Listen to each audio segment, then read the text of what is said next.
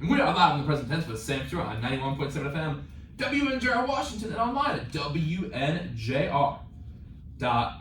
Folks, we are back for our second episode of this week. On Tuesday night, we had on Colin Robinson to talk about the PAC championship for the golf squad. We wish him and all the guys luck down in Kentucky in a couple weeks for the national tournament. We've got a great episode lined up for you tonight as well. Tonight, I have three of my good friends joining me on the show tonight, and three of my teammates as well. My first guest on the show tonight is a junior first baseman out of Painesville, Ohio, out of Lake Catholic High School. Everyone, welcome on the show tonight, Joe Lehner. Joe, how you doing tonight? Good, Stu. Thank you for having me on. Well, I'm really glad to have you here. Excited to talk to y'all tonight. My next guest on the show tonight is a junior right-handed pitcher out of Lehner, PA, out of Lehner Valley High School. Everyone, welcome on the show tonight, Ethan. Boring. Ethan, how you doing tonight? Good, excited to be here. Well, I'm excited to have you here, my friend. But first, we got to introduce our last but not least guest. My last guest on the show tonight is a junior second baseman out of Donegal, PA, out of Mount Pleasant High School. Everyone, welcome on the show tonight, Kyle Jones. Kyle, how you doing tonight? I'm doing good, man. Glad to be here, but it's about time, Stu. All right, hey, man. And we had to make it happen, man. I feel like towards the end of the season 6 of the present tense, and, President's baseball is nearly coming to a close this season, at least in the regular season, as well. So this is a perfect time to get to sit down and talk with y'all tonight. So let's go ahead and dive into it. So split with Westminster yesterday. The Presidents currently sit at 23-11. 5 games left on the slate for the Presidents this year. So Ethan, I'm going to start with you because I'm a pitcher and you're a pitcher as well. What do you think the biggest keys are for this last slate and the PAC championship run in terms of pitching? What are our pitchers really need to focus on going into these last weeks? I think just staying ahead and throwing our game, honestly. I gotcha. Now, when you say throwing our game, what do you mean by that? I think every pitcher is different, but I believe that if they stick to their profile and they throw their pitches that they know are going to work, then I think that there should be no problem for the rest of the year. There you go. That's awesome. And for you, Kyle and Joey, and whoever can take this one first, what do you think the biggest keys are on offense in terms of run production, scoring, and staying in both low and high scoring games? Because that's the thing about offense in baseball. You can have those low scoring games, but also the games where you need to hit for big numbers as well. So with all that in mind, what do you think the big keys are coming into the stretch for the offense? I think we just got to stay focused and remember that we are good. And that's the biggest key, is just staying focused and playing our game, not theirs, playing to our level, not their level. So when you say playing to their game, what does it mean when you're playing to the pitcher's game? What do you mean the pitcher's game? Like if you said you got to play your game, not let the pitcher decide what's going to happen, what does it mean if you're letting that happen? Well, I mean, I really don't know. Because you don't let it happen. There you go. Now, Kyle, for you, anything to add about offense? I know you're obviously playing up the middle as well on defense. Anything to add on the offensive or defensive side of the ball? Yeah, I definitely think on the offensive side of the ball, kind of to piggyback off Joe, it's more so just, finding good pitches to hit in the right counts. And, timely hitting will come. It's kind of been a deficit for us this year, but at the same time, like, round ball, round bat, man, it's a hard game. No, I agree. Now, and the thing that I want to also ask is, how do you feel like this year's team is different from teams past? And I got some thoughts too, but I'll go ahead and start with my answer because I think we were talking about this before the show. I feel like for us this year, we've had a lot more people come into the rotation, both on the offensive side of the ball and pitching. And I feel like for us, it's a much more team-oriented effort. But I feel like also at times this year, and we'll talk about this just because I feel like we've had a couple of series where we felt like we could have won both games. We're putting too much pressure on the result. And, one thing I heard about last night was, y'all talking about there's no failure in sports. And I think if we can have that mindset, there's no failure, just lessons, not getting discouraged when there's something bad happening. Because in baseball, you're going to throw bad pitches. You're going to hit a ball right into the ground. You're going to pop out. It happens. But I think keeping that positive attitude and realizing that even if it's your last game ever, keeping a positive mindset and learning from it and taking that when where next chapter is important. I think we can do that in every single game going forward. But for you guys, what do you think is different about this year's team? Because I feel like there's just so much. Whoever can take it first. Yeah, I guess I'll start. I definitely think this year's dynamic's a little bit different now that we're we're upperclassmen and we're kind of gonna take the reins next year. You know what I mean? So Yeah. I feel like I look at it in a different way. We're definitely a pretty young team, and I think we have the tools. We have a lot of potential. It's just a lot of kind of like you're saying, Stu, belief and taking away from a loss. Like, dude, everybody loses. You know what I mean? Like you said before the show, Michael Jordan played 15 years and only won 6 championships. That's a lot of failures. Like, I mean, you're gonna get out 70% of the time. Hall of Famers only hit 300, Right. So it's really just adapting and being able to handle the losses and learn from that and grow. Which I feel like we are very young, and the young guys, they're gonna. I mean, not that they're not adapted to that mentality, because they are. I mean, it's just the way the game works, but it's okay. Like you're saying, it's okay to lose. Yeah, definitely. Nobody's invincible. It's sometimes we have to feel like down. We have to feel like we have to be sad when we lose, instead of like taking away the positives and then looking forward to working on the new things. And Ethan, I'll go to you next, because I feel like our pitching staff is just so different this year in terms of like more guys getting innings. Your guy who pitched last year, but obviously you came into some much different relief spots than last year, early innings, late innings as well. So for you, how do you feel like the young pitchers have handled this kind of new rotation that's been established this year? I feel like they've done a good job so far. It's definitely different losing 2 of our main guys last year that were starting pitchers. They ate up a lot of innings for us. So definitely a lot more pitchers to rely on this year, which I think everybody's doing a fairly good job this year. So yeah, no, I agree. And have you tried to give any advice to the young guys, or you kind of just try to stay out of the way? I'm kind of just trying to stay out of let them do their own thing. Nice. The pitching's weird like that. I feel like everyone kind of has their own weird routines. Like, pitchers are weird. You know what I mean? You sit there in the pen sometimes. Like, it's an odd group. And I feel like everyone kind of has their own little routines. But that's what makes pitching cool. And Joe, for you, being part of a new infield, playing first base, being part of a much different lineup, how do you feel like your team is different? I mean, like Kyle and you have said, it's a lot of young guys. I think you said it best. We just need to learn to stay positive. And you said before the show, it's never as bad as you think it is. Yeah. I think we just need to buy into that, and you're all right. No, I feel like one thing that Coach Mountain says a lot that I really like is it's never as good as it seems, it's never as bad as it seems. And I feel like if you look at it like this, like apply that practically, like we beat Baldwin Wall. It's one of the best teams in the country, and I feel like our heads got really big. We're like, yo, we're like that, I mean, we should be top 10. And then we lose to a team in Waynesboro. I feel like we're definitely better than them. Although they did play a great game, credit to them.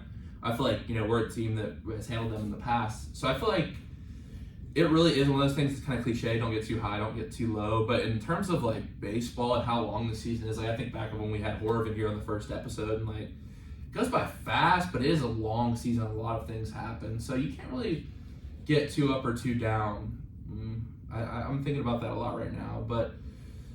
Yeah. Now, my next question for y'all is, if a freshman came up to you on the first day of W&J baseball practice, which I'm sure this has happened, and certainly will happen next year with us being seniors, what is the biggest advice you would give them if they said, what is the biggest advice you could give me for being a baseball player under Coach Mountain at W&J?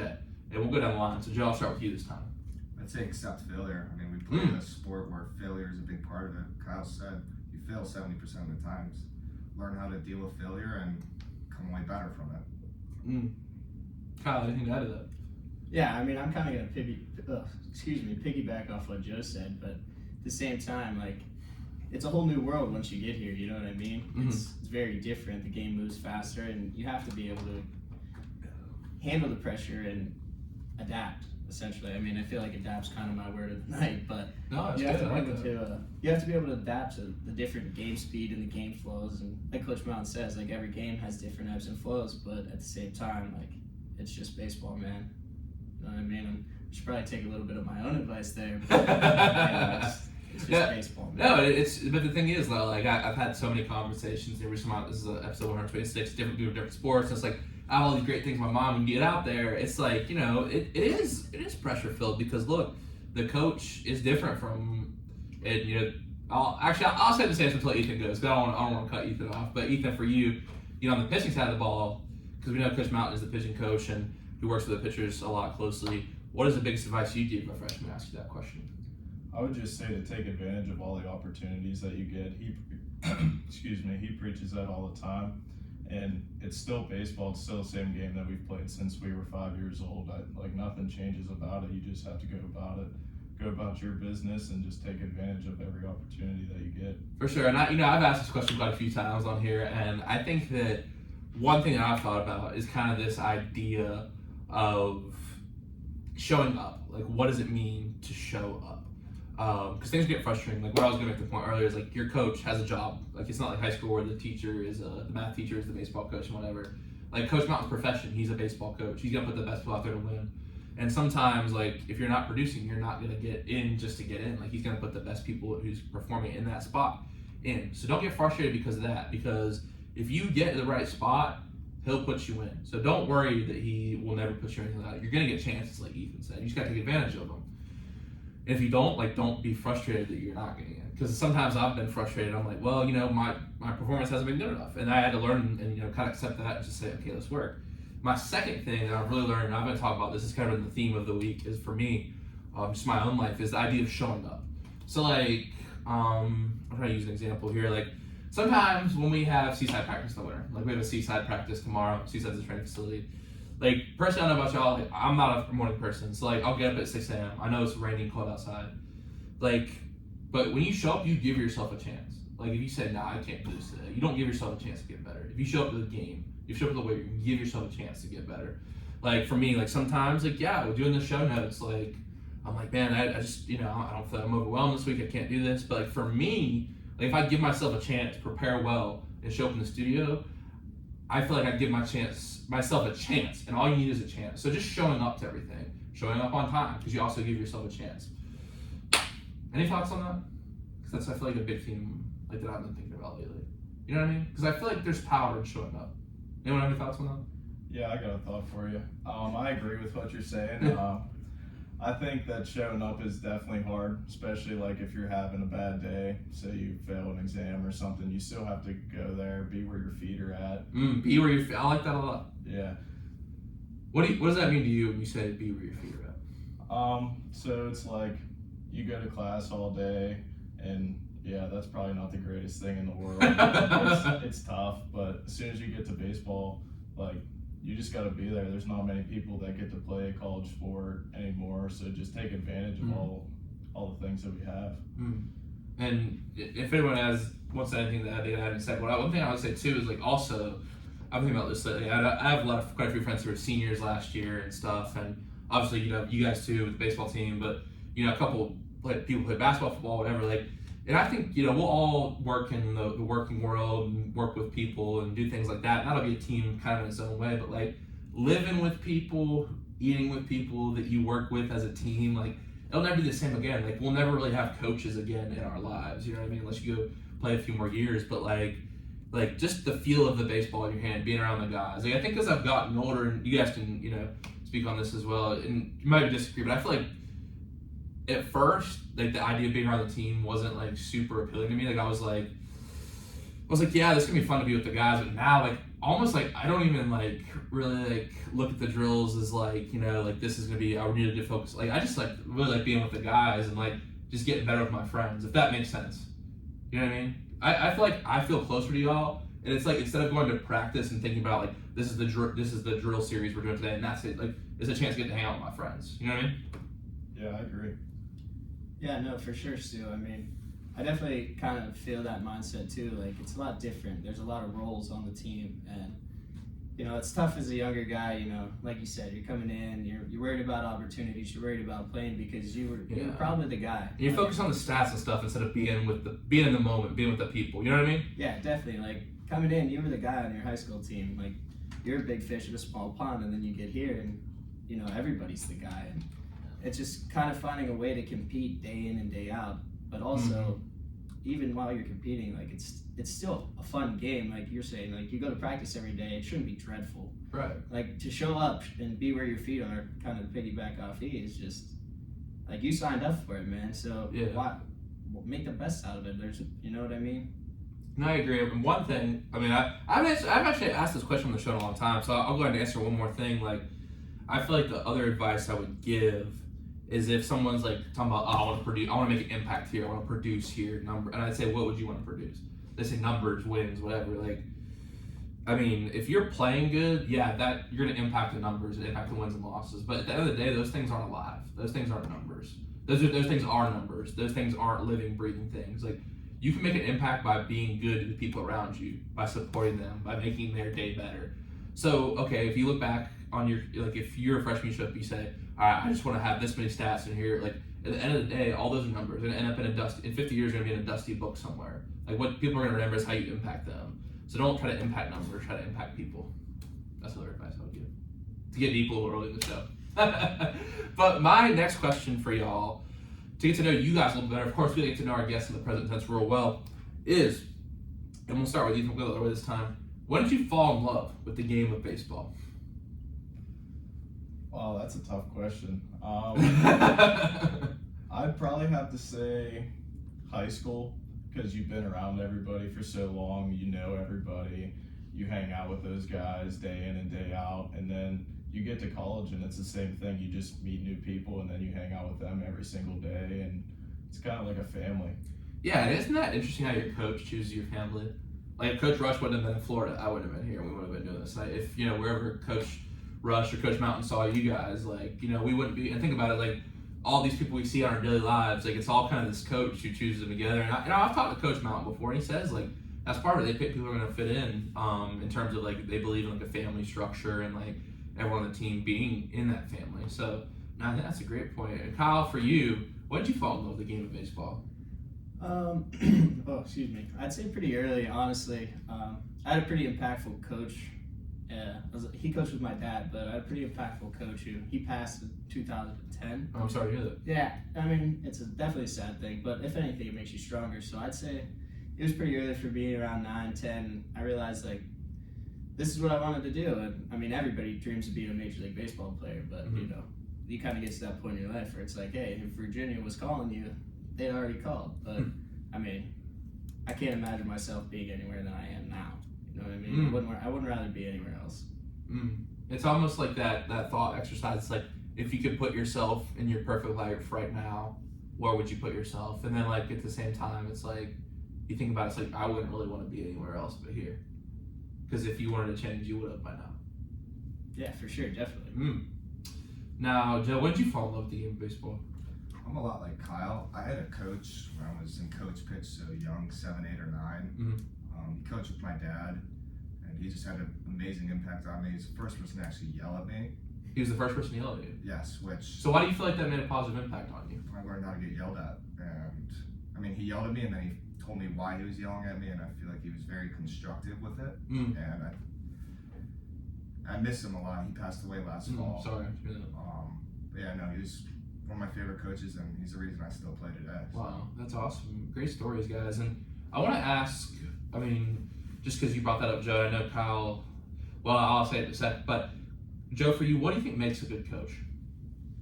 Or a good leader in general? Somebody who uplifts their players, who's not afraid to yell at them, but also just doesn't yell to yell. Somebody who yells with a purpose and really makes them a better person in the long run. Wow, good stuff, Joe. I appreciate that answer. And Kyle, for you, you're actually a softball coach. That's what I'm saying. I didn't really have to do much research on y'all. Like, I know, like, a lot about y'all. So for you, Kyle, when you coach, how do you try to be a good coach and a good leader? I think it's more so just, like, being able to give the people that I coach my knowledge. Like, I mean, it's not an ideal thing to coach 16-year-old girls, but it is what it is, man, It's definitely a different type of coaching style, but just being able to, like, pass what I know off, and that might not be a whole lot in some people's eyes, but being able to pass my knowledge on to them and, help continue to grow them as a player and grow them as a person, and just kind of, not like shape them, but in a way you're kind of shaping them, you know what I mean? Well, I feel like anytime, we're just getting deeper off the bat tonight. Y'all getting deep. I feel like anytime we see anyone throughout our day, we say hi, we make some snarky comment. Like, either way, we compliment them on what they're doing. Like, any of those things, you're shaping someone and who they are. You're shaping their perception of themselves. Because so many of us, I think this is just philosophically the case, like, we get our idea of ourselves from others. So it's like, who do we listen to? Who do we like? So if someone, you might even know someone's looking up to you, and you have the power to shape them just by saying hi. And we say this all the time on here, but just by saying hi to someone at Calm, just by saying what's up, holding the door, like, you don't know how you're shaping that person's day, and therefore shaping that person's life. So I like that point a lot. And I don't think you should shortchange yourself saying you're shaping people. I don't think there's anything wrong to say with that, because I think anyone we interact with shapes us, whether that's a good way or a bad way. So now, my next question, with all that stuff in mind, of when you fell in love with baseball, my next question is, why did you choose Washington and Jefferson College? And Ethan, I'll start with you. I chose W&J because I like Coach Mountain. He knows a lot about the game. He knows he's a prestigious coach and everything. I knew I wanted to play baseball coming out of high school. I knew I wanted to go somewhere that was good and that would give me a chance to better my game and everything. So I felt like this was the best option for me, and it's relatively close to home. How far is it away? I've actually never asked you this. It's about an hour and 15 minutes. Okay, gotcha. Awesome. Now, do you enjoy being close to home, or at this point do you wish you would have gone somewhere further, or what's that dynamic like? I'm always interested to ask people and hear that. I like being close to home, but I feel like being here, it's far enough away from home that I don't have the home aspect, but I can still go home and do whatever if I need to be there. That's a good point. And Kyle, for you, why'd you choose WJ? I mean, kind of just right off the bat, I felt pretty accepted here.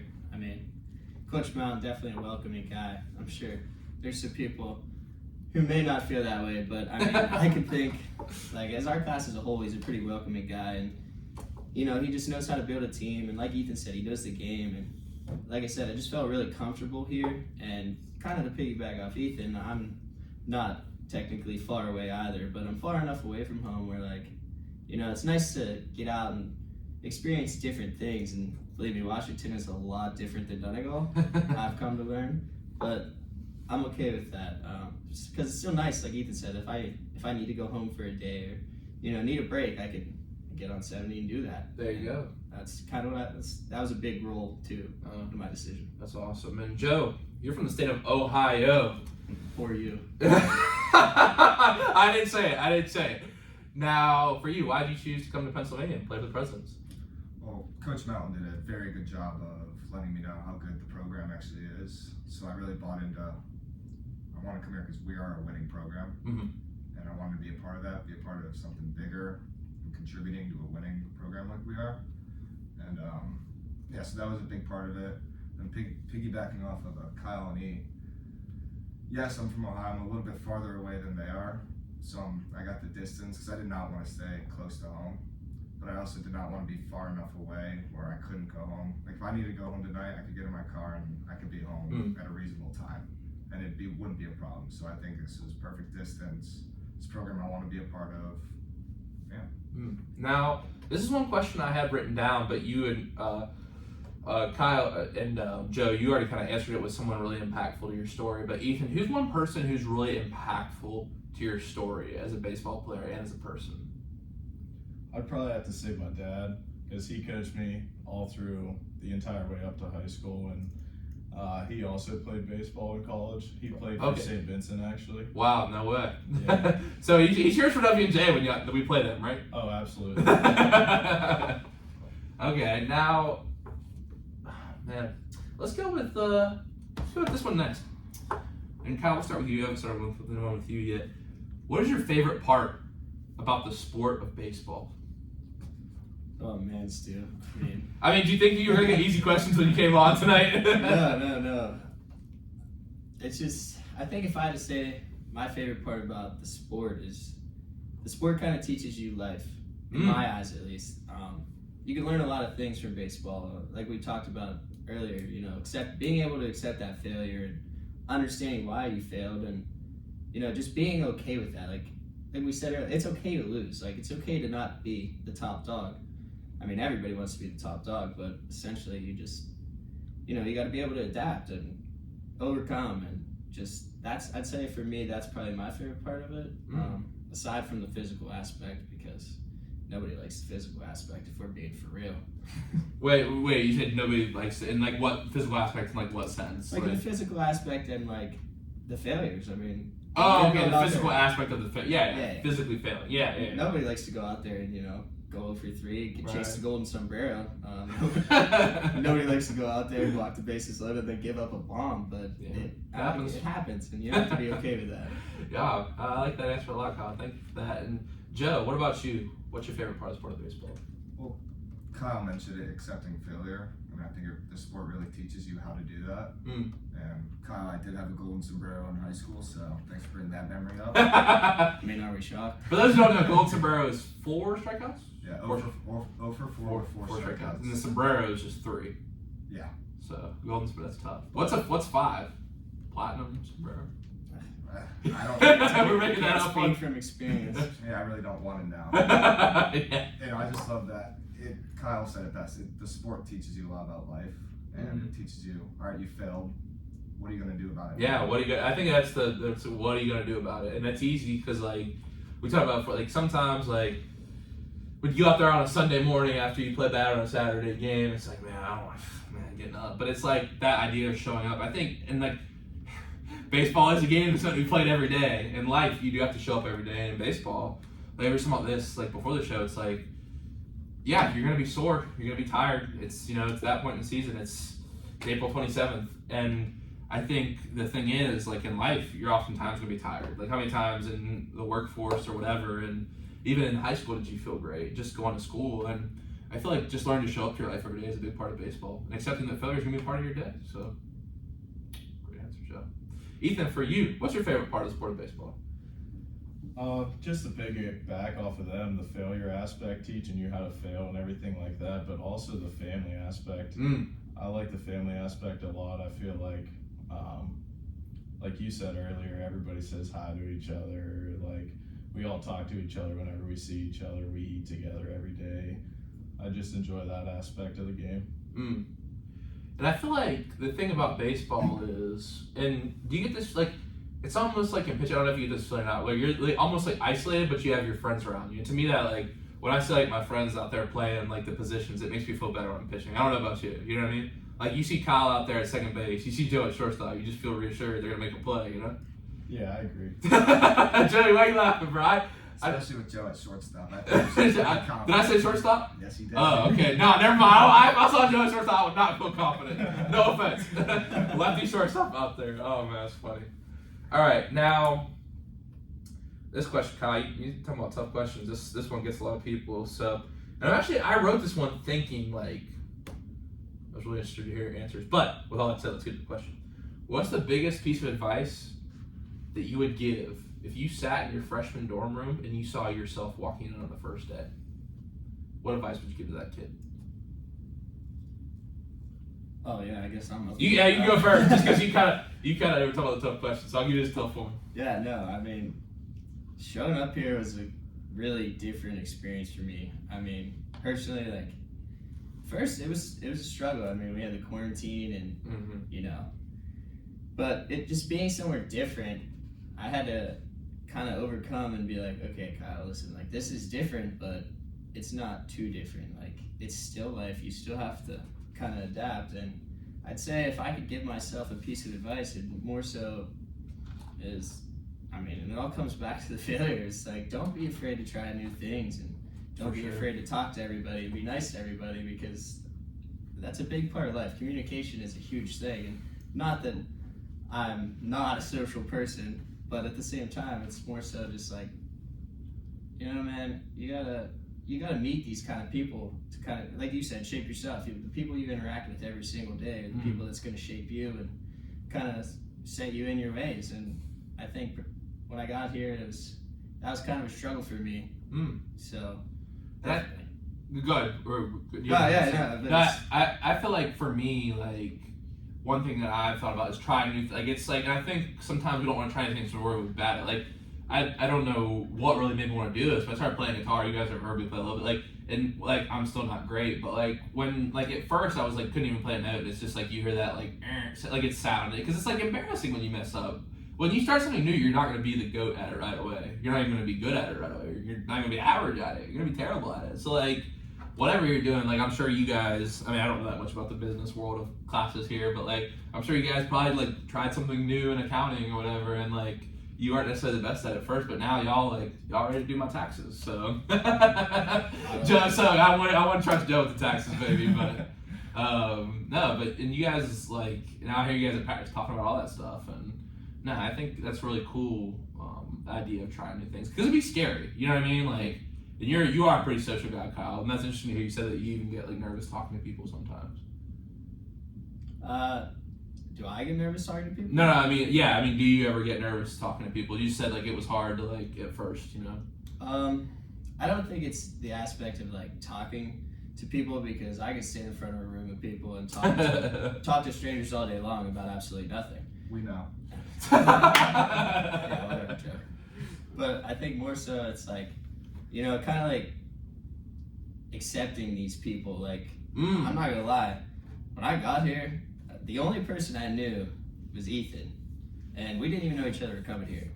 And we get put in this group chat coming in, and you're like, man, I remember these kids. Who are these people? Jules was posting stuff about butterfly. Yeah. That's my roommate. I'm like, yo, what? This kid's into collecting butterfly. Yo, what's going on here? Right. And it's just kind of for me, it was letting those people in and kind of just becoming that family that we are now. I mean, I wouldn't trade you guys for the world. I think you hit the nail on the head, and I see where you're coming from now. It's it's sometimes hard to let people in, to trust people, to give them your authentic self and give them all of that authentic self. And I think as the time's gone on, even with COVID and everything, I feel I've told y'all about personal things in my life. Y'all have told me personal things, and even though it's taken kind of longer than I feel it sometimes might take without the COVID aspect of things, but I feel we really have that bond now as a unit. And this is interesting because we're all juniors. And I don't know, you guys agree with that?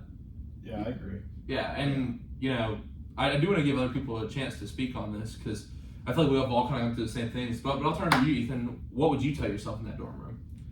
I would tell myself it's okay to get outside of your comfort zone. Because coming in, like Kyle said, you don't really know anybody, and it's hard to get that first step out. Yeah, it's scary. Yeah, initiate conversations with the new people that you're trying to meet. But I feel that would be my biggest piece of advice is to just get outside your comfort zone and do something that makes you feel uncomfortable. I like that. Joe, what about you? I just tell myself to just relax. I mean, it was a culture shock coming here. Really? In what way? I mean, it's not culture shock. I'm from Ohio. This is PA. Not like that. It's okay. I've only played high school baseball up to this point. High school baseball practices are different than college baseball practice. Yeah. Season different. Just accept it and remember to be where your feet are. Just breathe in. Just know you will get used to it. It will get better. Somebody always has it worse. It's not the end of the world. So just accept it and deal with it. Yeah, and I didn't even think about that's a good point. The practices, because we all know the different types of days we have to practice and stuff. But I was thinking about this the other day. It's we kind of just roll out there and we're all right, kind of having a good time. Everyone's I feel in our class and above is kind of relaxed and sometimes drills are that time we waited in the hallway to do the plays. I'm not gonna lie, Ethan, you were in the hallway. It's everyone's a little nervous, but I remember just the idea of live BP. You don't really know what to do on the first game day. Everyone chucked the balls at me while I was collecting them off of BP. If those who don't know, they yell H2 and just throw them. And I was what's going on? And coach was yeah, it's probably good you got out of the way. So yeah, just stuff like that. Just being a nervous wreck all the time. And I feel I've maybe tell that to myself too, but also at the same time learning to by being nervous and learning to relax. I feel that's part of the process as well, and you gotta kind of learn those lessons on your own. You know what I mean? And I think that's interesting how y'all all said social things too. Because I feel and y'all can disagree with me, but I feel because of COVID, our generation had to learn to be social again. You know what I mean? It's for me, I really value. I value talking. It's why I started the podcast. But we got a quarantine and stuff. I was I need to have a conversation with people, and I learned how powerful that is. So I feel in our class, especially, we've always been able to just have conversations. I remember in Tyler Brooks' room, Sam Schuster always could be talking about some story from Fairport, Ohio, and then Kyle, you always tell a story. Ethan, same thing. Joe, you're always talking about something. I feel we just genuinely I'll go over to obviously Brooks' room is right across the hall from me, and you guys be over there. I just feel we genuinely just enjoy telling stories to each other. We just sitting around. at first I was kind of like, oh, I don't really know these guys. It's weird to just kind of sit around. Like, but last year going on Schuster's room, like, I feel like we all just maybe missed out on that in the first few years. Like, we all just sit around and tell stories. You know what I mean? At least that's the sense. Do y'all feel that when we hang out with each other? Yeah, I agree with what you're saying. You know what I mean? Like, I feel like, and that's not like plug my own documentary, but I'm making a documentary on storytelling, and I feel like it's so powerful how these stories kind of get tied in with each other, and like we didn't get to share that our freshman year, so I feel like that's made us stronger though in these last few months, and I'm looking forward to seeing how that culminates as seniors. I mean, it's crazy, we're almost at that point now. Kyle, I'm pretty sure I know your answer already to this, but I'll go to you first, just give the other guys some time to think, because I'm pretty sure you have it. What is one trait it takes to be successful in the game of baseball? You said the same word like 3 times. I mean, to be successful in baseball it's a tough thing to do, but you just you have to adapt. I mean, I know I keep repeating myself, and I hate to beat a dead horse, but what ways have you adapted in your career? I think definitely, like when I came as a freshman, the game moved a lot faster than I was used to. It took me a while to get used to that, and there's a lot of things going on. And the classic Coach Brown quote, this isn't Mount Pleasant High School anymore.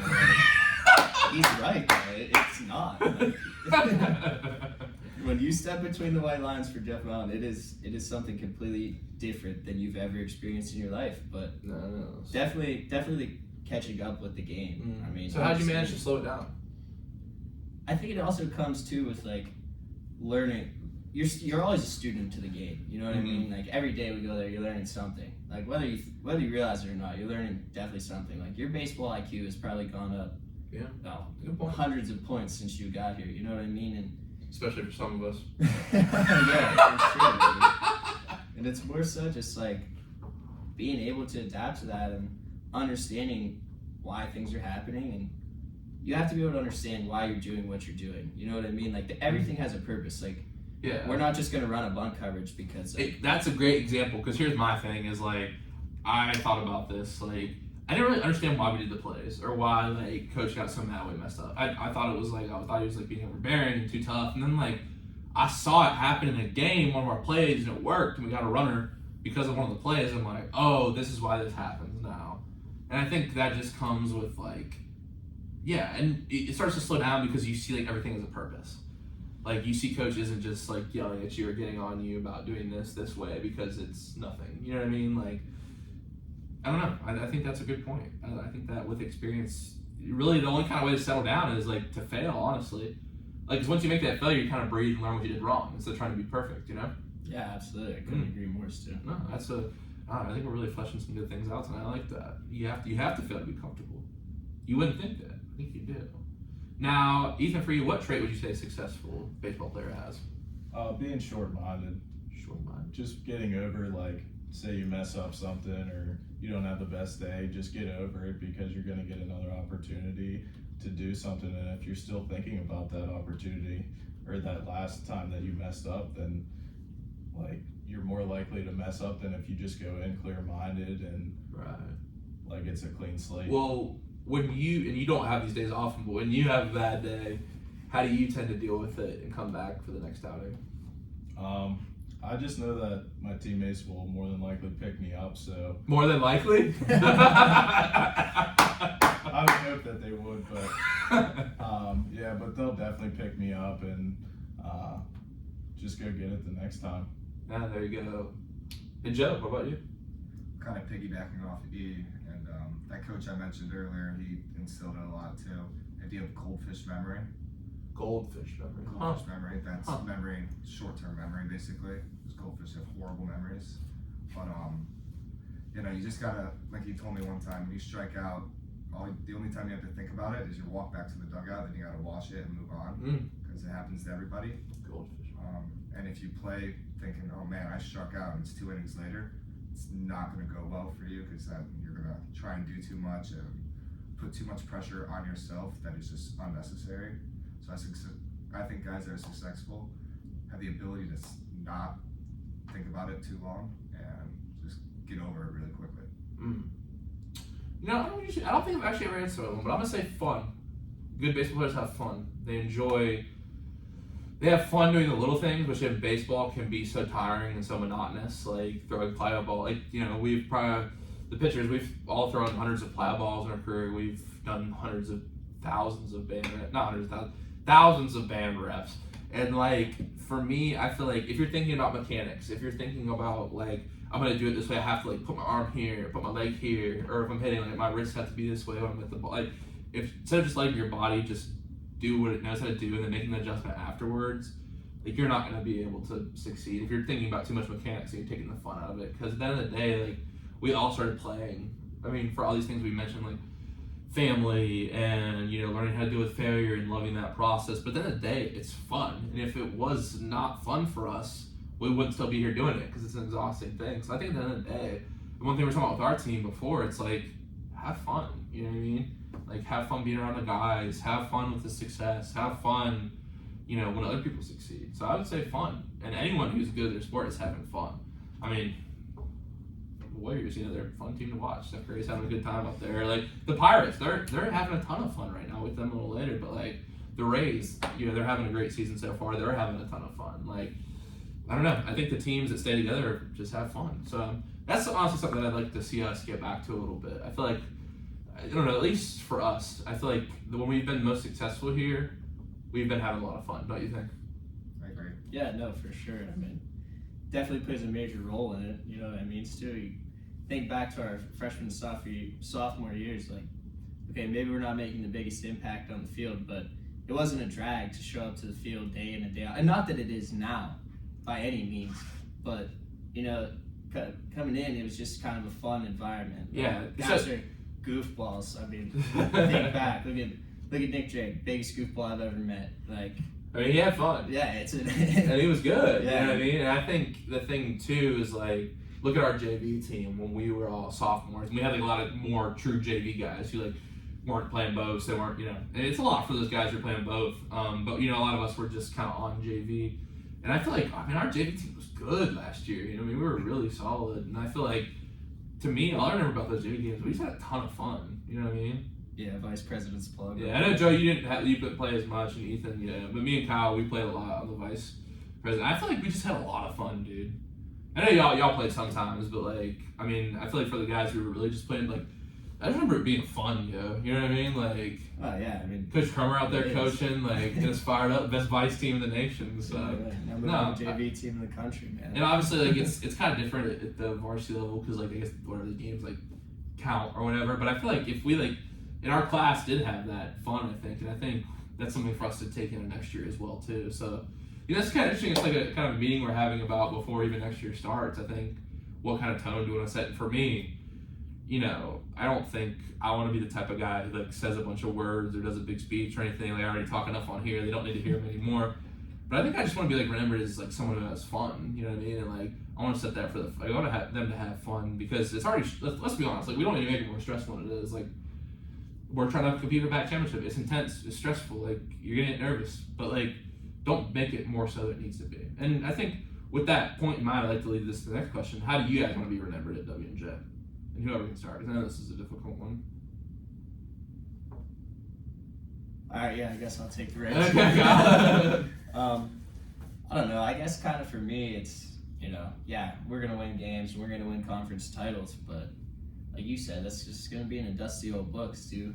You know what I mean? It is. It's more so you want the people around you to remember you for the kind of person you are. If you can make an impact on someone's day, life, week, whatever it may be, like, do it. What I don't understand is some people, people tend to be sheltered and they're afraid, kind of like Ethan said, it's hard to step out of your comfort zone. Mm-hmm. People don't like that, but it's okay to be uncomfortable, and by being uncomfortable, more than likely you're probably helping somebody else out. So I think my biggest thing is, to everybody here and everybody that I know, and it's just kind of, I want people to remember me as, I was on the baseball team and they were successful and whatever, but it's more so like you're building relationships for the rest of your life. Like, some people you're never going to see again, but then there's a solid amount of people that, we're local guys that you're just going to see. For sure. Like, oh, hey, Well, I think one key that always comes up, well, not always, but like sometimes comes up here when people answer this question is like, when you're not afraid to be yourself, it signals to other people, whatever maybe consciously, subconsciously, that it's okay to be yourself. So if like Kyle comes in doing his usual thing, slapping people on the back, laughing, doing all this stuff, like it makes me feel like I can be myself because I see he's being himself. You know what I mean? And even though you might not even be telling that person like you sit and you say, okay, wow, look at that guy Kyle, man. He seems like he's like just really comfortable with skin. I want to be more like that. And you don't know how that changes someone's life. So always a good key to be able to answer. I think being yourself is always something really important. And definitely, I'll always remember you for being yourself, unapologetically yourself. I'll leave that there. And I'll leave that there. And Joe, for you, how do you want to be remembered at WJ? I just really want to be remembered as somebody that never held back, that let it all out on the field, didn't hold back at all, gave it everything he had, left all the cards on the table. They really just didn't hold back. Why do you feel like people hold back in life? We're scared. Anything to add there? We're just afraid to fail, if anything. I mean, if you give it your all and you fail, well, you give it your all and you feel kind of bad about it, but you're gonna fail if you don't give it your all at the same time. So I mean, you kind of always have to give it your all if you want to be successful. I want to be remembered that way. Give yourself a chance. Yeah, exactly. And Ethan, what about you? How do you be remembered at WJ? I'll just piggyback on both of them. Like, I'd like to be remembered as like a high effort guy. Might not be the most talented, but like just putting forth 100%, being like at practice every day where your feet are, not thinking about something else, and also being able to impact others, pass along my knowledge and stuff like that. There you go. Now, Ethan, I'll start with you for this next question. What is something in your life that you're proud of? Wow, that's a hammer. You know, this is so interesting. Like, I remember when I came up with this question. It was at the it was the Outer Banks. I was like just doing a podcast with these surfers I met, and I just when I was talking about stuff or we're on a break, I kind of like have the different segments, the different questions, and like I said over here, it's hard to reflect, but it just baffles me. Like, it's just how much as a society we don't take time to reflect, and like, so I think also too, like, something I would like to do more coming up in this like new chapter of my life, whatever, in this summer next year, like, is like just tell people how I'm proud of them, because I feel like we don't stop and take a look at why we should be proud of ourselves. And I think we all have reasons, at least most people, to be proud. So with that said, giving y'all some time to think, Ethan, I'll start with you. I think I'm most proud of that I'm more outgoing now than I was whenever I first came here. I feel like whenever I first came here, I didn't really talk to many people, kind of just had a small group, but now I feel like I talk to a lot more people and I'm more outgoing than I was. What advice would you give to someone who's nervous to go talk to someone new? Probably just that it's okay to initiate the conversation. Like, they probably are in the same boat that you are. They're waiting for somebody else to start a conversation that they don't want to start, or something along those lines. Good stuff. And Joe, I'll go to you second for this question. What is something you're proud of in your life? The development of my work ethic. I don't like to compliment myself that much. That's what the question's for, is to say what you're proud of, so go ahead. I just think it's, especially here, it's gotten so much better. I want it more than I did as a senior in high school. I want to be the best more than I did back then. Just basically wanting it more than I did before. I'm proud of that. I like that. And Kyle, what about you? Like you said earlier, I'm a pretty social guy, so I'd say that I'm really proud of myself and my friends. Honestly, like you're saying, like we're all friends, we're a very close, tight knit group. But I mean, just watching us grow over the past 3 years almost now. Yeah. So it's just we all changed a lot. Everybody changes. You change Say again. Yeah. Just being able to come together so well and kind of mold and buy into the program and buy into the values. It's a tough thing to do, especially like just showing up here. Like, you don't know what you're getting.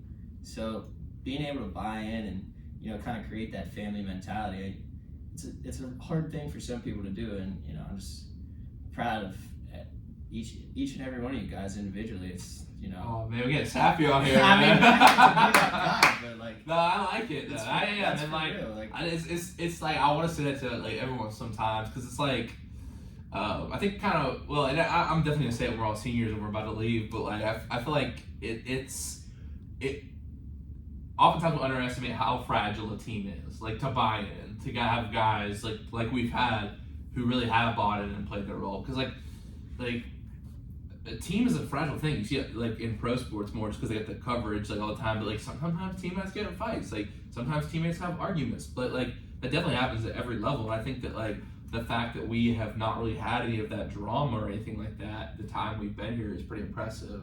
Because I think we just take it for granted here that everyone is on the same page. You know what I mean? Because it's not that way everywhere else. I've never played for another college or anything, but you can tell sometimes other schools like they don't have each other's backs like we do.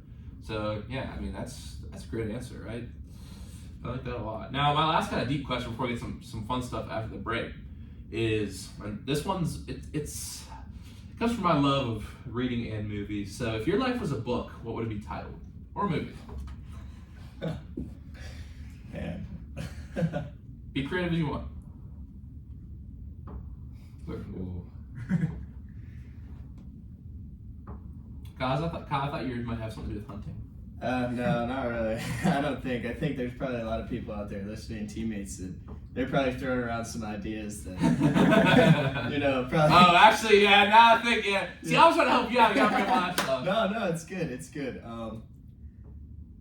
Man, you're gonna have to come back to me. Go ahead, Joe. No, I mean, hey, here's what I actually thought of it. Because sometimes sometimes I can't think of, I don't want to be like, take people's words or whatever, but like, I think yours could be, because since you like hunting, that's what it's about me. It's hunting for life. Oh, there you go. All right. I mean, I'd read that. I might write it now. Might steal your idea.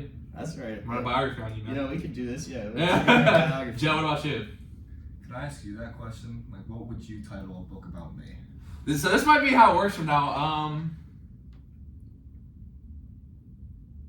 More than an average Joe.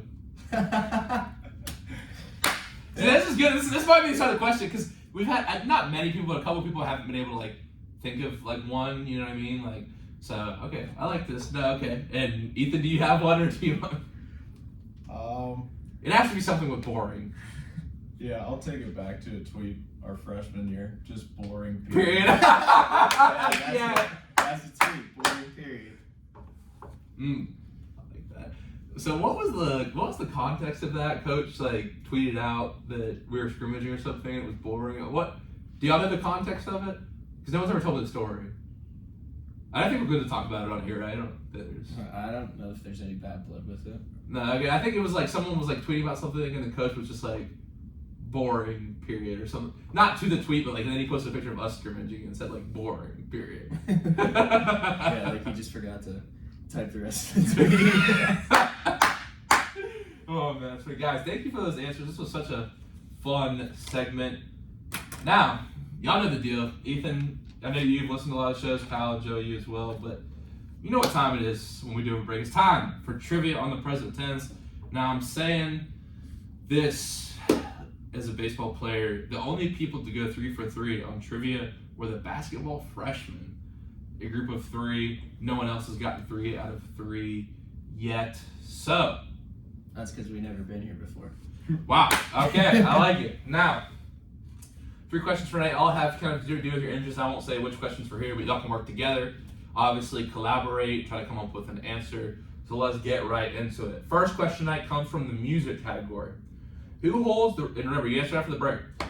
Who holds the record for the Billboard 100 #1 country chart, #1 songs with 44? Is it A, Garth Brooks, B, George Strait, C, Dolly Parton, or D, Johnny Cash?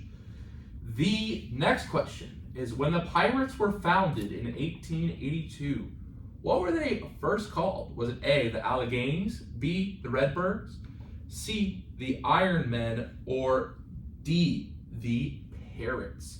And the final question for us tonight is, for the first half of the spring gobbler season in Pennsylvania, what time does the hunting stop? What time do you have to stop hunting for the first half of the spring gobbler season. Let's see if the baseball players can go 3 for 3.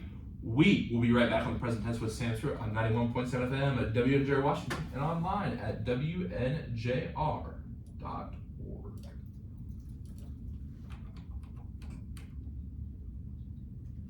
Alright. What are we thinking?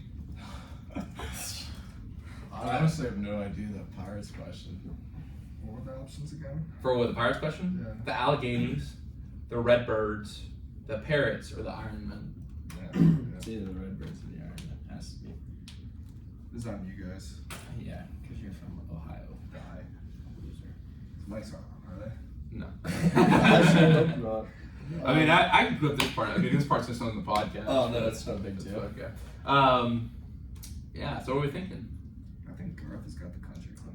It's either Garth or George Strait, but I'm trying to remember which one has. One of them has like an album or whatever you call it, Yeah. with like 50 number ones, and I think it's George Strait. But that's a good one. Because like it could be Johnny Cash, but I don't think he's at 44 number ones. So, I mean, we could sit. I could sit here and go through all of them if you want. Does anyone know the hunting one? Yeah, I do. Well, what's That was an easy one. It's a noon. Okay. 12. Yeah, you know. I mean, I've definitely been part of it where you hunt a little bit past noon. Well, I don't know anything about hunting. I didn't know there was no, it's. I mean, there's probably a lot of people that don't know that, honestly. Really? Well, I feel like that's a stat only, like, a stat. Like, there's no way Crummer knows that. Yeah, no. There's I'm sorry if you listen to this, good Yeah, I hope you're watching this country. Yeah, I hope you're running it back, guys, up on YouTube. Yeah, no, definitely. I'm gonna say it. I thought you were Googling. I'm like, Joe, we're not cheaters here. No, we're not cheaters. I think, like, hot take maybe, but I kind of think it's the Redbirds. Yeah. Because you watch like all those old baseball movies, like, and it's the red pea. You know what I mean? The red pea. Just the red pea.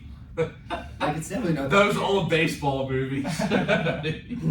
Like 8 Men Out.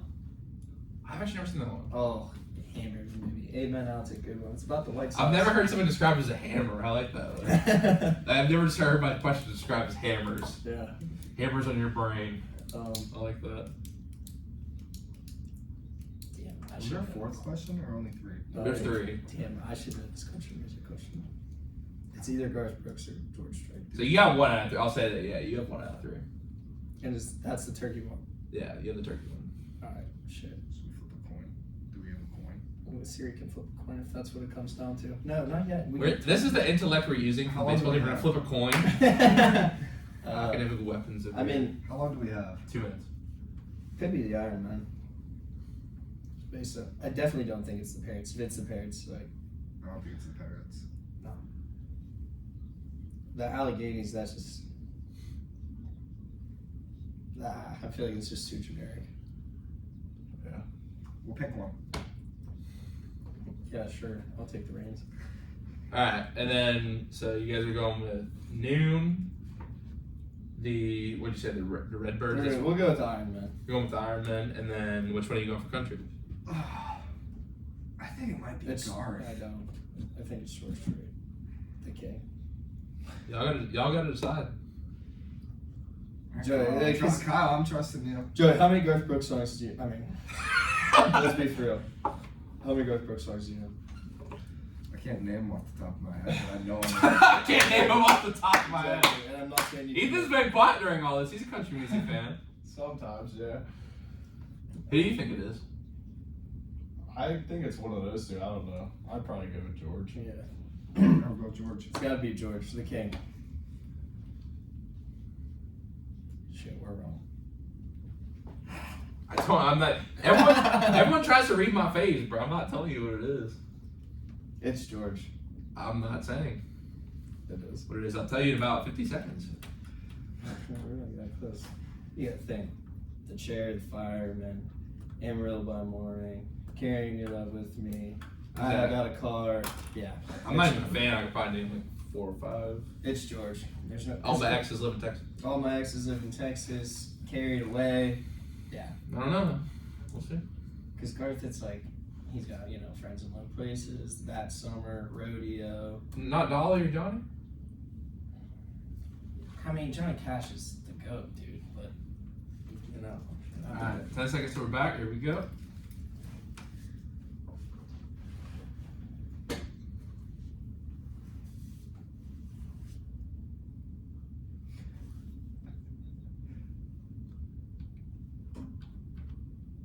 We are back in the present tense with Sam Stewart on 91.7 FM at WNJR Washington and online at WNJR.org. Today we're talking with Joe Lehner, Kyle Jones, and Ethan Boring from the baseball squad here at WNJ. Before the break, the fellas were discussing the 3 trivia questions which can put them as tied for the leaders for trivia for the year with 3 for 3. Let's see how many they can get right. First trivia question tonight. For the first half of spring gobbler season, PA, what time does the hunting end? Your answer is? Noon. That's correct. 1 for 1. Second question tonight. Who holds the record for Billboard 100 #1 country songs with 44? George Strait. That's correct. 2 out of 2. The final question. Can the Pittsburgh boys bring it home? When the Pirates were founded in 1882, what were they called? Was it A, the Alleghenies, B, the Redbirds, C, the Parrots, or D, the Iron Men? For the 3 for 3, your answer is? This one took a lot of thoughts too, but we're going to go with the Iron Man. Oh, that's incorrect. It's actually the Alleghenies. Yeah, it would be that. The Pittsburgh. You said it was too generic, bro. They weren't creative back then. I guess. Oh, good try, guys. Oh, almost. I thought y'all might, because the Allegheny River and the... Yeah, but like at the same time, like the Alleghenies, are we serious? I don't. Hey, go ask them. Yeah, right, I guess. Yeah, I think you played the trivia segment. That was a great effort. I love it. Now let's do some fun questions. So speaking of music, if you had to listen to one musical artist for the rest of your life, who would it be? We'll start with we'll switch sides for when we go with this. Joe, we'll start with you and work our way down. I have Bruce Springsteen. Okay, I it's been a popular answer on the show. Boss. Yeah, we went to his concert when he Oh, came cool. to Cleveland a while back. Very cool. What's your favorite song? My hometown. It's a good one. Very good one. I never really got into his music too much, but I definitely I've heard a lot about him here on the show. Kyle, I don't know who I have an idea, but I don't know who yours is gonna be. Because you could go because you like modern and classic countries. Yeah, definitely. I mean, if I had to listen to one for the rest of my life, it's probably George Strait, man. Yeah, there you go. Maybe another question. He's just the best ever. Why do they call him the king? He has 41 #1 hits. 44. Whatever. And Ethan, what about you? Alan Jackson. Alan Jackson. Interesting. Is he still putting out music these days? Not really. I gotcha. What's your favorite song by him? Probably Country Boy. Country. I've never heard that one. I've heard what's the one that she's walking away? She's falling in love. She's walking away. Yeah, that's Zach Brown, Yeah, man, that's and Alan Zach Brown, Jackson. It was Alan Jackson's song. Oh, you're there. Yeah, You got okay. it. I mean, I know. I did a little bit.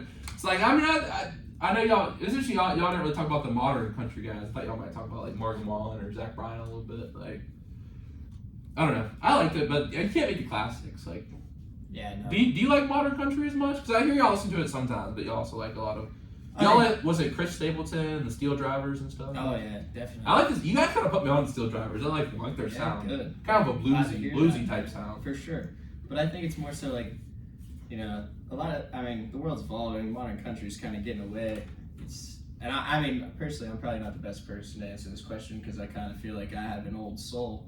But, I mean, I don't know, you just can't beat, you know what I mean? You just can't beat Hank Williams. No.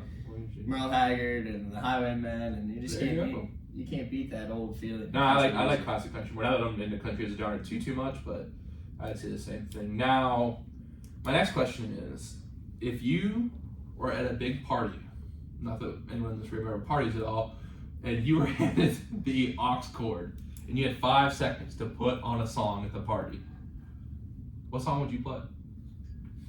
She's We'll go with Country by Jason Aldean. Okay. Going out of order, but all right, that's fine. My bad. She's country. That's a good one.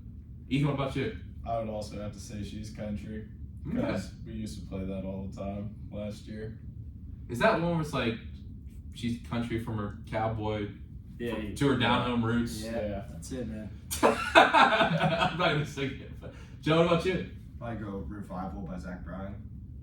Bring everyone together. Hammer. I don't know if I've ever heard that one. It's a good song. Okay. Hey, next time we hang out, I'll play it for me.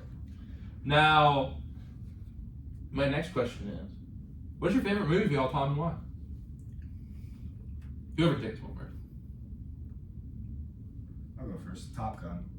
The first one, not the new one. You didn't like the new one? Not as much as the first one. First one's classic. Yeah, very good. Tom Cruise flexing on the beach. You can't beat it, man. All right, still. Wow. Now, I'll take the. okay, Ethan. I'd have to say Hacksaw Ridge. That's a good one. Mel Gibson, great director, great actor as well. He's done some good stuff. Have you seen any of his films, like Braveheart or We Were Soldiers? I've seen Braveheart. Have you seen The Patriot? I don't believe so. You haven't seen The Patriot? Wow, y'all seen that? Yeah. Oh, yeah. Oh yeah, y'all. Oh man, that's make chant USA. Throw punch a red coat and go do some stuff in a truck. I don't know, driving a truck. Jeez. Now, Kyle, what about you? My favorite movie of all time is probably 8 Seconds. I'm sure many don't know. 8 seconds. No. Hey, I want to be honest. Like, it's not really for the viewer. This question I like to get recommended movies. So Yeah, I'll look yeah. it up. 8 seconds. What's it about? It's about a professional bull rider. His name's Lane Frost. Huh. Small town kid from Oklahoma, world champ, and he died in a bull riding accident. It's a pretty good movie. That's sad. Now, here's the thing. I feel like the rodeo. I heard this comedian Schultz. He has a podcast, Andrew Schultz, and I was listening to him. And they were like talking about they were going to this rodeo and they enjoyed it. Like, I feel like because of Yellowstone and all that, and kind of the Western. I even feel like the video games like Red Dead Redemption and like there's this series Godless and Yellowstone, and like all this West. I feel like the bull riding is starting to get more popular. You guys probably know more about this than me, but do you feel like that kind of stuff is making a revival because of the TV series and stuff? Yeah, definitely. I mean, everybody wants to be a cowboy. Like, I don't know someone that can sit here and tell me that they would be a cowboy. Everyone should have been a cowboy. Yeah, Should have learned to rope. Should have learned to rope and ride. That's right. Have you ever been to rodeos too? No. I would go with y'all though. Oh, we're going. Okay. Do they have them around here? Yeah, man. Really? Fayette County Fair Rodeo. You can't beat I would it. actually go. That sounds legit. Like it sounds like you'd see some interesting culture there. Oh, that's the best people watching place in Pennsylvania.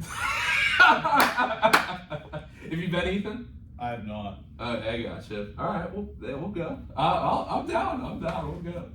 And I just want to ask you this: how'd you get into hunting? I know you're a big hunter, but it's kind of a Western Pennsylvania thing, I would say. Yeah, no, I think it's more so just like it's kind of a family-oriented thing. Like, I grew up on a family farm, and it just, not that I had a choice, but it was just kind of like, I saw my dad and my uncles and my grandfather do it, and I was like, well, kind of follow suit, right? Yeah. No, that's and awesome. it's just, it's just a different experience than probably what a lot of people are used to because, you're quiet, you don't move as much, but at the same time, I get a big bond from it with, family and friends. Like, not only hunting with my dad, but now that I'm 20 years old, I can go out and hunt with my friends and do different kinds of things. And So how good is Coach Crummer hunting? Like, let's just Coach say- Crummer? Yeah. Yeah, no. If he, listen, He has all the gear. he does, but at the same time, come on. Like, I'm not saying he puts in a good effort. We'll put it that way. He gets out, but He gets out of the car. He gets out of the car. he That's gets good. out, goes. But would I compare him to Jim Shockey? Absolutely not. Who? Jim Shockey. I don't know who that is. Look him up. He's he gets paid to hunt, dude. It's his job. Okay. He's on the hunting I channel. mean, I know Joe Rogan. Yeah, he hunts. Yeah, he hunts. He was on the Meat Eater show with. Oh, I don't remember that guy's name. What's the guy's name? Stephen Ranella. His name's Cam Haynes, who hunts. He's one of those big hunters. I'll have to look that. I'll get back to you. He's been on Joe Rogan's show. I've heard him talk about hunting and stuff. What show is that? Meat Eaters? It's just like Meat Eater. It's with Stephen Ranella. So it's kind of like the show where he goes and kills all these not exotic creatures, but like kind of creatures that everybody isn't going to get to kill in their lifetime, and then he cooks them. It's like a here's the interesting too. I think like that might sound bad, like the viewers at home, but actually like in Africa, like specialized hunting of like animals has actually led to a lot of conservation efforts. Did you know that? No. Yeah, it's okay. So you were just kind of into the hunting part of it, which is like obviously like, people have that interest in it, but I think the interesting part too is like it's kind of this debate because I love the environment. Obviously you do too, like being out there and having the wildness of it. But I feel like one of the things that's been debated is like in Africa you can pay a lot of money to go hunt like a rhino or elephant. But essentially, like that's how they fund the conservation.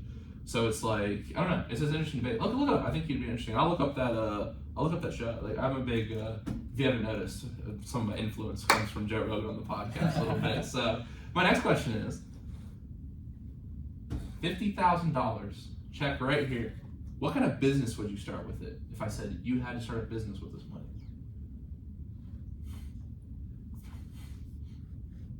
Anyone? Yeah. Yes. Maybe I'm the only one that thought about this, but like, you know, if you handed me $50,000, I was like, hey, you know, go, here you go. I mean, there's probably a lot of things that I could do with $50,000, but at the same time, if I was going to start a business, like my hometown, Donegal, you know, it's very small. I graduated with 120 kids, and not everybody lived in Donegal. Like the borough that I live in is 200 people, but it's slowly evolving. You know, we got stoplights now and the sheets, and we're getting there. You know, we're getting there. But I feel like it's definitely just where I live is there's not a lot of like, you know, kind of facilities. You know what I mean? In the way like a sport facility, not even for just like baseball or like. Yeah. Essentially, kind of like a bubble. For a community. Yeah, right. Kind of like a bubble. If I had $50,000, I'd build a bubble and probably a couple turf fields. And Tennis bubble Kyle. Oh man, let's not go there. Tennis bubble Rick. Yeah, no. You guys can collab. Yeah, bubble and some turf That'd be fields. super cool, bro. Yeah, give the kids a place to play. Yeah, exactly. That's awesome. Sign my name on it, you know. Oh, okay. Well, there you go. Gotta make it all about you. Kyle's world, we're just living in it. You're right. It should be Sam Stewart's facility, so I give you the money. The Present Tense sporting facility. We can work on that. I'd like to do the Kyle just because you're a hometown legend, Donegal legend. Mayor. You're the mayor? No. But... Joe, what about you? Kyle gives a sentimental answer, and I'm just gonna go with I'd start a landscaping business. Really? Yeah. Okay. Really Wow, into that. insightful, Joe. I mean, hey, I can't really talk. No, I about said, so. do you like doing landscaping? Yeah, that's my summer job. I do that a lot. Enjoy it, so make some money off it. All right, that's a very practical answer. Nothing wrong with that. And plus, you're also helping out people. Like maybe you could throw in a few so balls. sentimental. Yeah, that's what I said about it. Yeah, Ethan, what about you? I'd have to go with the indoor sports complex as well because we don't really have much out where we are. And with it, the winters, we get snow and everything, so we can't play year round. So I mean, thinking it from the non-sentimental side of things, like with year two answers, like think about how much money like Seaside's got to bring in because the weather's so bad up here. I hate to say it, like I mean y'all know this, like the weather's terrible up here north. Like that place has to bring in like because we're there in the morning, and then it's like rentals and all like lessons and like soccer. Like you guys can make bank off that indoor sporting facility, like a bubble. Absolutely. I mean, there's a lot of competition for that kind of thing. Like I guess as you get closer to Pittsburgh, but when you kind of get out in the sticks by me and Ian, there's not a whole lot of that. You know, like we're still hitting baseballs with a wood bat and chasing them. What? Okay. Oh, that's funny. Now, last question before we get to our last couple of things I want to talk about. What is something in your life that you want to do someday but you haven't got to do yet? Nathan, we'll start with you on this one. I'd probably say go deep sea diving. Dope. Where would you want to go? Somewhere with clear water so I could see what's coming. Well, yeah, but like a particular country where you could like stay in the hotel and you want to explore it, like think like what continent, like South America, Australia. I'd probably go to Australia. That's it. I'll send you some. I'm actually going this summer. I'll send you some pictures. All right. Yeah. Yeah, I think Australia's pretty cool. Although I'm not worried about the sharks there, but definitely like if I was deep sea diving, I'd keep an eye out for it. So. Yeah. Just but punch him in but the nose. if I don't come back, Jeff might be upset I got hit by a shark. So, but yeah, punch in the nose or the eyes. The Yeah, eyes too. The eyes too. Now, Kyle, what would you say? Something, oh man. I mean, definitely a bucket list thing for me, and this is probably a bucket list for only me, but there's this thing called the World Slam of turkeys, okay? Shocker. Oh boy. Joe, don't start. Animals beware if you see Kyle. He's gonna he's walking here and just obliterate a squirrel off a tree. No, but there's a lot of different types of turkeys based on like, you know, the region that you live in. Uh-huh. Like the turkey in Florida is the Osceola, and it's a little bit smaller, you know. And then there's another one, I think it's the Rio Grande. It's in Texas, and then there's another one in Mexico that actually kind of looks like a peacock, which, you know, I think's cool, but some others might not. Has some fungus growing on its head. But my neighbor actually has the World Slam, and he has like all the mounts kind of in his living room of all the different turkeys, and you know, it's a pretty cool accomplishment. What if you just took like a cool photograph of them and then like put it in a frame? Like, why do you have to kill it? No, I'm just playing. I don't get it. If you enjoy it, it's first. I just don't think I could like do it. Like, I just don't think I could like. Maybe I don't know. I just couldn't like. And plus, I'm not gonna lie. Like, where do y'all have the deer head? Oh, that's in your room, isn't it? The deer head. Oh yeah, it's in my room. Like, I just couldn't look at a dead animal all the time. Like, I feel like it'd be staring at me, walking back and forth. If I had these like 4 turkeys just looking at me. You know what I mean? Like, but I guess to like kind of like to 100, I wouldn't say like. I mean, it's not a trophy, but essentially it is. Like, you know, Tyler Horvath, he's got all his All-American plaques hung up above his head. You just got your dead animal. Yeah. So like, I'm just gonna hang on my turkeys. You know. And Joey, what about you? I want to do what Kyle wants to do. Have you went hunting before? No. And that was a lie also. I just want to go skydiving. That's a popular one. I want to do that too. I want to do both yours and Ethan's. Like, which is pretty, you know. I'm not gonna lie. I don't think you'd want to take me hunting. 1, I'm not a good shot. I'm not a good shot. And 2, I'm not the quietest person in the world. As we know. Yes, I mean, I knew Joe was gonna say something just because my voice naturally carries. So I'll be like, hey, can you scoot over a little bit? And all the turkeys would like probably come running out of the trees. Yeah, no. Like I said, it's probably not a bucket list for everything. Yeah, but it's definitely up there. No, that's awesome. That's cool. Would you take anyone on a hunting trip with you? Would you take your dad? Coach Crummer? I mean, no. Would I take my dad? Yeah, if he paid for it. Like, yeah. Heck yeah, Dad, let's go. Let's go shoot all these turkeys. It'll be cool. We don't have to talk to Mom. We don't have to talk to Allie. Like, let's go. Wow. Okay, that's harsh. Nice little. Hope your mom was listening tonight. I'm sure she'd be like, yeah, you guys should go. She'd probably love the downtime, just her and the dog and that's Allie. awesome. Now, we have tonight's Would You Rather segment right now. It took me, me and my mom came up with these, so let's see what you have to say here. We got one baseball related one and one that is not related to baseball at all whatsoever. So let's go ahead and start with the baseball one. Would you rather be Babe Ruth or Shohei Ohtani for a day? Joe, we'll start with you. Shohei Ohtani.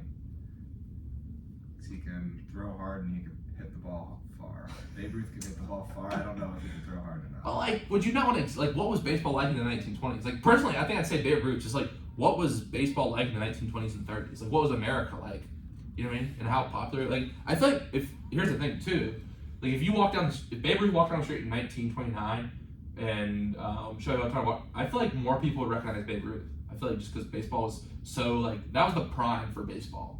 You know what I mean? Like, I feel like that was just like the era, like where baseball was so, like the early 30s Yankees, like just coming out of the dead ball area, like the Red Sox, the Athletics, the Philadelphia Athletics, like, you know what I mean? And the Senators, like, I don't know. I'd say Babe Ruth. Kyle, what would you say? Yeah, no, I'm definitely with you, Stu. Like I said earlier, like, I have an old soul, and like, how could you not pick Babe Ruth? I mean, yeah, Shohei's a good player, but, you know, Babe Ruth wasn't playing for the money or the statistics. He was just playing because he was good. Yeah. Like you said, you walk down the street and you're Babe Ruth, everybody's like, damn, that's Babe Ruth. His lifestyle was crazy too. I don't know if you know about like his lifestyle, how he ate and how he lived. He was a wild guy. Yeah, like John Daly. Yeah, that's a great comparison. Yeah, it was like John Daly. Now, Ethan, what would you say? I would also say Babe Ruth, just because I'd like to play with or at least see some of the old timers play, like all those old Hall of Fame guys. Yeah, Lou Gehrig, Joe DiMaggio. That'd be really cool. Yeah, I just about that because like I think just to see those guys play, it would be super cool. All right, now what's y'all's thoughts on this? Schuster and LaDuca made a bold claim on here, and I think Ethan, you did tell me this in the show where they said our team would beat the 1932 Yankees, which I just think that's not true. Yeah, that's just absurd. I would have to disagree there. Yeah, I think that's absurd. Yeah, no, I'm not shocked that they made such a bold claim. No, yeah, you never know what too.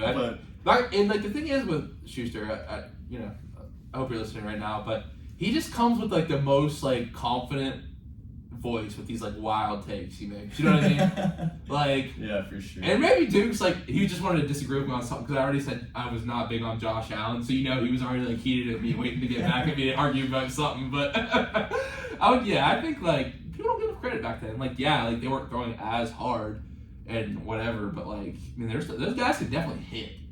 I think the thing is they could hit. Like the velocity that might not be as much, but they were still good pitchers as well too. So. I don't know. I think the Yankees take it if we play them. And Coach Mountain said the same thing. He thought it was a ridiculous statement. So, Second question. Would you rather, all winter, you have to wear these things every day, would you rather wear cold, wet mittens all winter or cold, wet socks all winter long every time you step outside? Cold, wet mittens. I'm going... Hands down, cold, wet mittens. Yeah, I have to agree with them. I'm going socks. You're crazy, man. I'm going socks. Here's why. Because your hands, you need to pick up things with your hands. And also, I feel like when you have shoes on, like you're still going to have shoes on. It's going to keep your feet warm. So it's just going to be like, it's going to smell terrible. I don't think so, man. I got to disagree with you big time. I don't know. I'm not from up north, so I mean, I haven't had this situation where I have to put on gloves. Yeah, like I can afford to lose a finger, Stu, but you start cutting off my toes because they. Wait, you'd rather lose? Okay, this is a better one. Would you rather lose a toe or a finger? Finger. What? You got 9 more? Yeah. But you don't use your. If you lost your toe, it wouldn't affect you at all, right? Yeah, but if you lose your big balance, toe, that's your main balance. That's the main point of balance, man. But then you could. I don't know. No, I'm telling you, you got 9 more fingers. That is not the direction I thought this was going at all.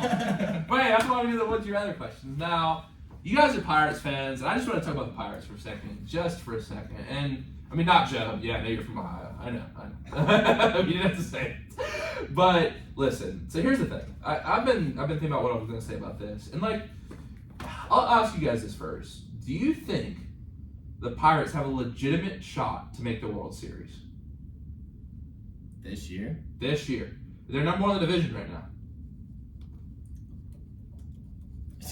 No.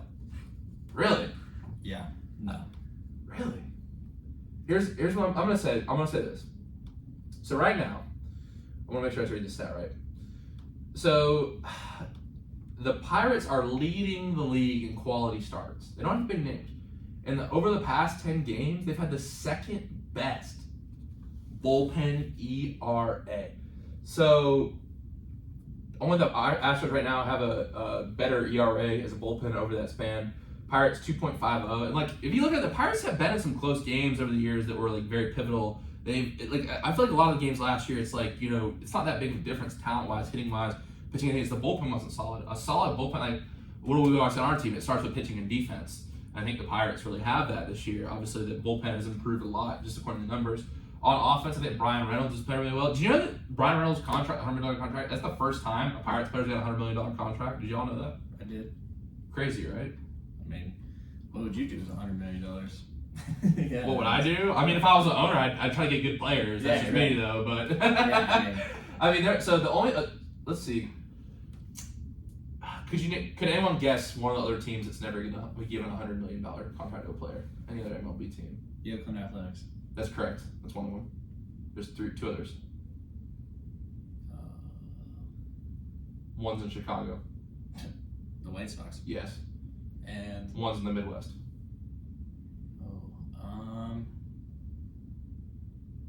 St. Louis? No, they've got some big contracts. it's not. Close. It's not. Kansas City. Yes. Yeah.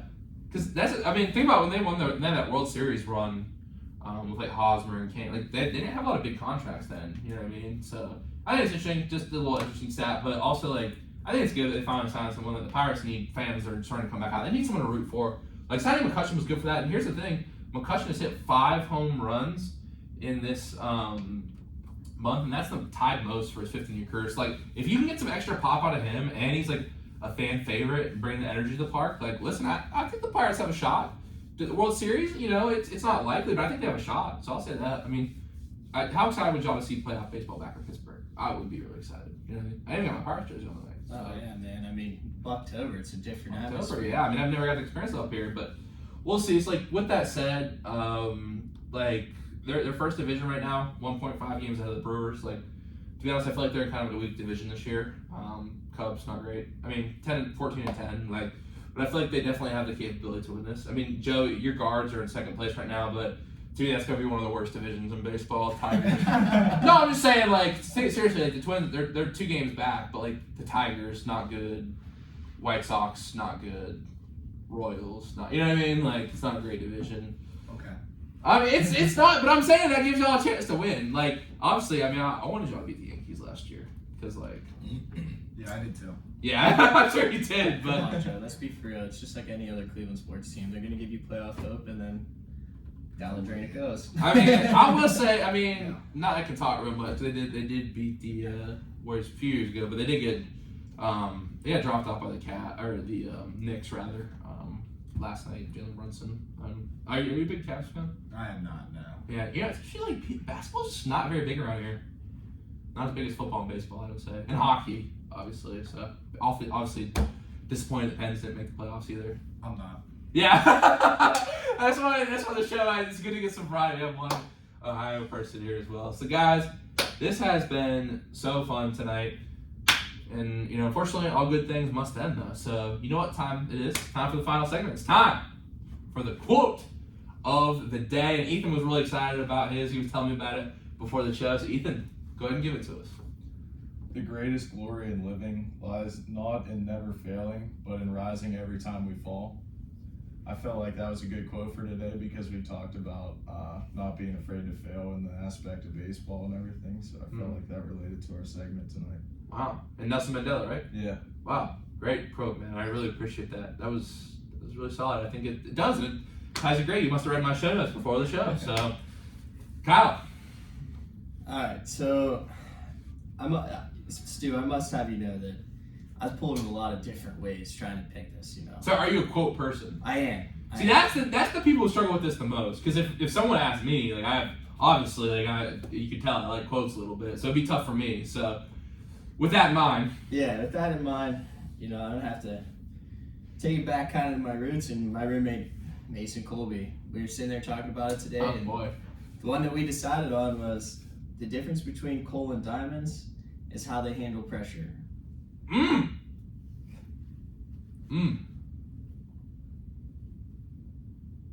Wow. I gotta let that marinate in for a sec. Wow. That's good. It's kind of like the Angelo's one with the egg and the potato. Yeah, it does. At the end of the day, it's all a metaphor for you gotta handle pressure. And I think that's like also ties into kind of what we're talking about in our season right now. It's like, I think what's gonna make or break us on the day, like, look, we know this can go one of two ways. We're gonna win the Pac championship or not. And I think really the difference is, and not saying like if it doesn't happen, we're failures, whatever, but like it'll be an adjustment next year. But I think it all comes down to handling pressure. You know what I mean? Yeah, for sure. So I think I'm excited to see how we handle that. Because it's possible that we might play on the road, and that's gonna be a lot more pressure. You're not having the home fans behind us and stuff, but I think we'll see what we're made of as a team. You know what I mean? Yeah, very true, my man. Thanks, brother. Appreciate you. And Joe, take us home, buddy. Well, I got one my dad always said to me when I was young. He would always say, "If it is to be, it's up to me." And that's really just do it yourself, or more so, take it upon yourself to get it done. Be that guy who gets stuff done. And I think that's very influential in life today for me. If it is to be, it's up to me. Wow. Guys, thank you so much for this show tonight. It's so fun. And I think it was really important to talk about, we're battling as a unit right now. We're coming together as a team. I really feel that. And thank you for sharing all your stories about the season and your personal lives as well. I had a lot of fun. So thank you all for coming to the show tonight. Thank you. Yeah, thanks, Stu. It was a Thanks good for having time, us man. on. Yeah, it was a ton of fun. Like So I said earlier, it's about time. hey, glad I could finally make it happen, y'all. We got just 4 episodes left this season. We've got Nate and Declan. Tuesday, we're remaking up that show. Thursday, we got Andrew Platt and Lasik from the golf team. Shay Stanton, SID intern for our second to last episode of the season. Then we got Sonny Blanco and Nick coming back for the finale. So I'll be posting on Instagram. Make sure you check that out. But it's been another fun week, y'all. We're starting at the end of this thing. Thank you, everyone, for supporting. But we still got some great episodes, some great memories to go. But until then, everyone have a great night. Remember to live in the present tense. And we are clear. Wow, guys. That was